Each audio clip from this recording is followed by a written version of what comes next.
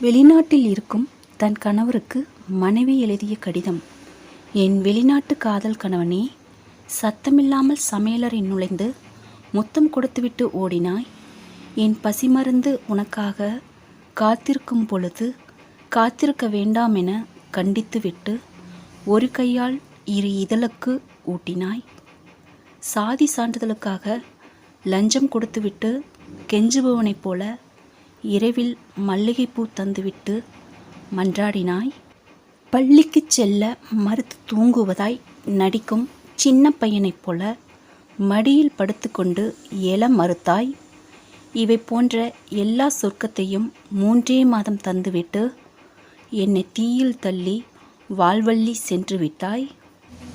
என் வெளிநாட்டு கனவா, கனவா எல்லாமே கனவா? கணவனோடு 3 மாதம், கனவுகளோடு எத்தனை மாதம்? 12 வருடம் ஒரு முறை குறிஞ்சிப்பூ, 5 வருடம் ஒரு முறை ஒலிம்பிக், 4 வருடம் ஒரு முறை உலகக்கோப்பை கிரிக்கெட், 2 வருடம் ஒரு முறை கணவன். நீளும் பட்டியலோடு நீயும் இணைந்து கொண்டாய். இது வரமா சாபமா? கண்களின் அழுகையை கண்ணாடி தடுக்குமா கனவா?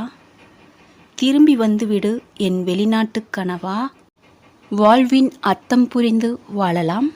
விட்டு கொடுத்து தொட்டு பிடித்து தேவை அறிந்து சேவை புரிந்து உனக்காய் நான் விழித்து எனக்காக நீ உழைத்து தாமதத்தில் வரும் தவிப்பு, தூங்குவதாய் உன் நடிப்பு, வாரம் விடுமுறையில் பிரியாணி, காசில்லா நேரத்தில் பட்டினி, இப்படி காமம் மட்டுமின்றி எல்லா உணர்ச்சிகளையும் நாம் பரிமாறிக்கொள்ள வேண்டும். 3 மாதம் மட்டும் ஆடம்பரம், உறவு, உல்லாச பயணம், பாசாங்கு வாழ்க்கை புளித்துவிட்டது கனவா?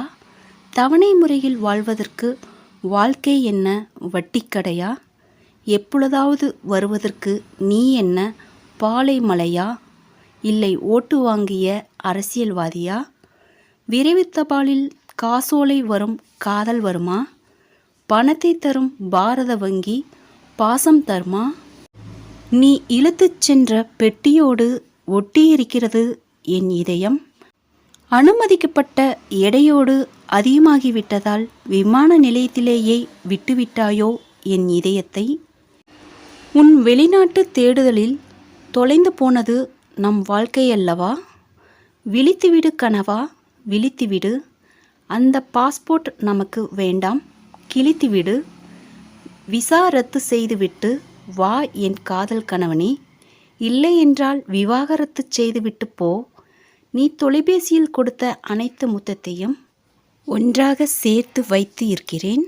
என்றாவது ஒரு நாள் அதையெல்லாம் உனக்கு நேரில் தர வேண்டும் என்ற ஏக்கத்தோடு, கனவுகளோடும் அதைவிட ஒவ்வொரு வினாடியும் உன் நினைவுகளோடும் என்றும் உன்னவள்.